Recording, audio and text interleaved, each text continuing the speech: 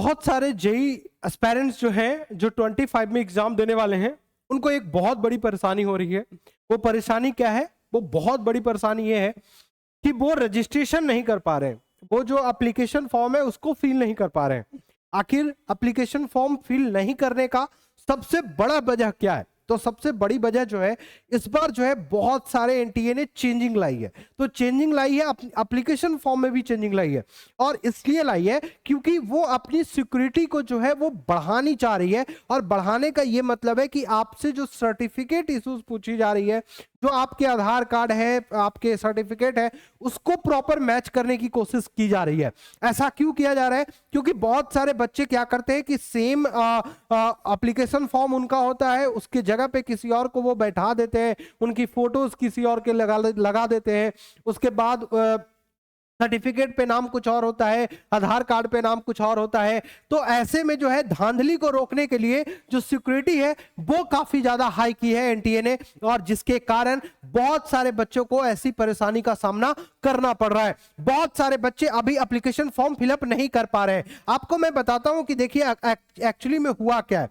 आपको भी पता है कि यहाँ पे बहुत सारे बच्चे की यही डिमांड है कि सर आखिर रजिस्ट्रेशन फॉर्म मैं फिल कैसे करूं? मैं तो कर ही नहीं पा रहा हूं ना, एप्लीकेशन फॉर्म फिलअप मैं कर ही नहीं पा रहा हूं, कैसे करूं? आपको मैं बताऊं, अभी तक मात्र एप्लीकेशन फॉर्म मात्र 1.5 लाख बच्चों ने ही एप्लीकेशन फॉर्म फिलअप किए। सोचने वाली विषय है, लगभग 7 डेज से 8 डेज अभी हो चुके हैं, और अभी तक मात्र जो है 1.5 लाख से ज्यादा बच्चों ने अभी तक एप्लीकेशन फॉर्म फिलअप नहीं कर पाए। तो ऐसे केस में बहुत सारे बच्चे को एप्लीकेशन फॉर्म फिलअप करने में परेशानी हो रही है। इन तमाम चीजों को देखते हुए एनटीए को बहुत सारे स्टूडेंट्स ने मेल किया। मेल करने के बाद एनटीए ने थोड़ी सी कुछ चेंजिंग लाई है, और वो चेंजिंग क्या है वो मैं आपको सबसे पहले बता देता हूं। बच्चों, यहां पे एनटीए ने क्या क्या चेंजिंग लाई है, एक बात आपको जान लेनी चाहिए कि आखिर आपकी एग्जाम जो है वो कब है? 22 जनवरी से लेकर के 31 जनवरी। और मैं यही कहता हूं कि मैक्सिमम जो बच्चे हैं, वो चाहे ड्रॉपर्स हो, चाहे आप 12th अपेयरिंग हो, वो सारे बच्चे जो है वो आप जनवरी का अटेम्प्ट दीजिए। वो आपके लिए ज्यादा बेहतर है, क्योंकि जनवरी का अटेम्प्ट में आपके लिए कम कैंडिडेट आपको मिलेंगे। कम कैंडिडेट के कारण जो है आपका परसेंटाइल बेहतर बनेगा, और जब आपका परसेंटाइल बेहतर बनेगा तो आपके क्वालिफिकेशन की चांसेस आपकी बढ़ जाएगी, कॉलेज मिलने की संभावनाएं आपको बढ़ जाएगी। तो मैं हमेशा यही कहता हूं कि जनवरी का अटेम्प्ट बहुत इंपॉर्टेंट होता है, खास करके ड्रॉपर्स के लिए तो बहुत ज्यादा इंपॉर्टेंट होता है, क्योंकि बच्चे बहुत ज्यादा फॉर्म फिलअप नहीं करते हैं। खास जो बच्चे 12th में होते हैं वो बच्चे तो बिल्कुल भी फॉर्म फिलअप नहीं करते।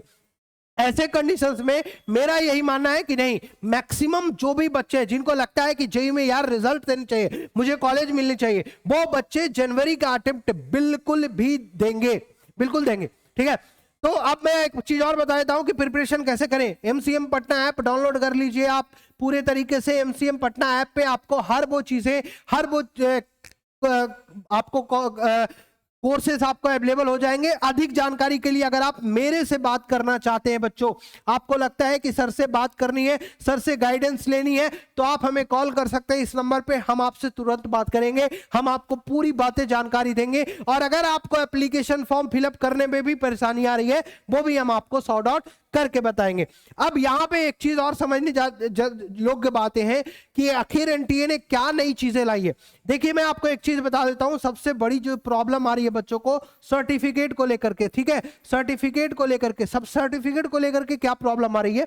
जो बच्चे जनरल कैटेगरी के हैं, जनरल कैटेगरी के हैं, ईडब्ल्यूएस कैटेगरी के हैं, ओबीसी कैटेगरी के हैं, एससी कैटेगरी के हैं और एससी कैटेगरी के हैं, चाहे वो पीडब्ल्यूडी कैटेगरी के हो, ये सारे जो बच्चे हैं वो जिस भी कैटेगरी के हो, तो यहां पे जनरल वालों को बहुत ज्यादा प्रॉब्लम नहीं आ रही। तो मैक्सिमम अभी जो एप्लीकेशन फॉर्म फिलअप किए जा रहे हैं वो मैक्सिमम जनरल के ही कैंडिडेट हैं, ना कि ओबीसी, ईडब्ल्यूएस और इसके। अब यहां पे प्रॉब्लम ही आ रही है कि एनटीए ने उनसे जो है मांग दिया है कि भाई आपकी सर्टिफिकेट इश्यूज कब हुई थी, आखिर आप उसका डेट क्या है। साथ ही साथ अगर आपके आधार कार्ड है, सुनिएगा ध्यान से, आधार कार्ड है, आधार कार्ड क्या आपके अपडेटेड हैं या आपके आधार कार्ड अपडेटेड नहीं है। आपके फोटोज, बहुत सारे बच्चे का ये होता है कि फोटोज आधार कार्ड पे कुछ और है, और भाई जब बच्चे बड़े होते हैं तो आखिर उसका चेंज होता है, उनका फेस चेंज होता है। तो क्या होता है कि जब फेस चेंज होता है, आधार कार्ड का बिल्कुल अपडेटेड आधार कार्ड के बारे में बिल्कुल आपसे पूछा गया है कि भाई सेम आधार कार्ड जो फोटोज मतलब सेम नहीं होनी चाहिए, मतलब अपडेटेड होनी चाहिए। दूसरी बात है, एक और चीजें जो दिक्कत आती है बच्चों को वो नेम को लेकर के, जब आप साउथ में जाते हैं बच्चों, साउथ में उधर जाते हैं तो आपके नाम में ना, नेम में ना आपके फादर का नेम जुड़ा होता है, ठीक है। तो वहां के आधार कार्ड में क्या है कि जैसे सपोज करिए कि आपका नाम मोहन है, ठीक है, आपका नाम मोहन है, आपके फादर का नाम संजय है, तो आप मोहन संजय कुमार कर लिए, ठीक है। और इस तरीके से लास्ट में सरनेम होता है, ठीक है ना, ऐसे करके होता है।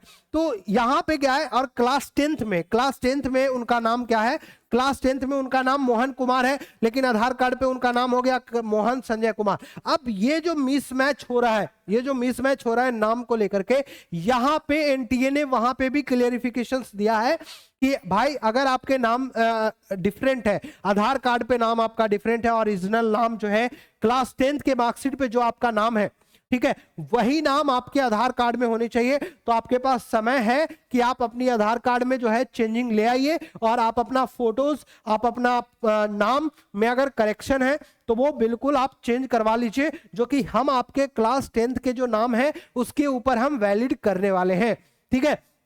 आधार कार्ड के ऊपर वैलिड नहीं करेंगे, क्लास 10th के सर्टिफिकेट पे जो नाम होगा वही वैलिडेशन आपका जो होगा वो आधार कार्ड में होना चाहिए, और ये दोनों मैच होना चाहिए। जब ये दोनों मैच हो गए तभी जो है एप्लीकेशन फॉर्म सबमिटेड होंगे।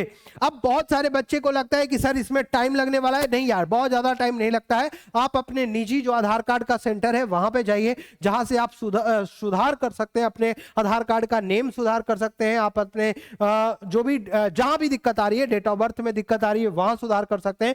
तो आप जाइए अपने निजी जो भी संस्थान है वहां पे जाकर के अपनी चेंजिंग बहुत जल्द से जल्द करवाइए। लास्ट डेट जो एप्लीकेशन फॉर्म फिलअप करने का है वो आपको मैं बता देता हूं 22 नवंबर है। सर आज अगर क्या सर ये डेट बढ़ने की संभावना लगती है क्या?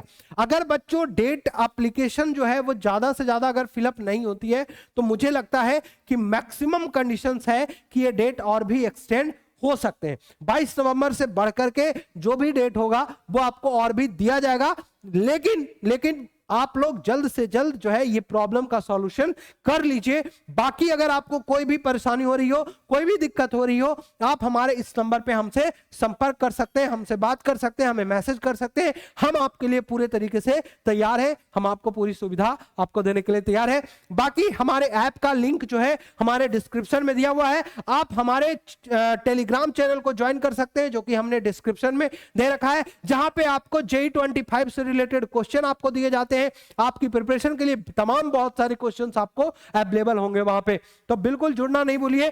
और अभी के लिए शुक्रिया, जय हिंद। बाकी जो भी आपको दिक्कत हो कमेंट में जरूर बताइएगा बच्चों, मैं आपके लिए उससे रिलेटेड वीडियो जरूर लेके आऊंगा। जय हिंद।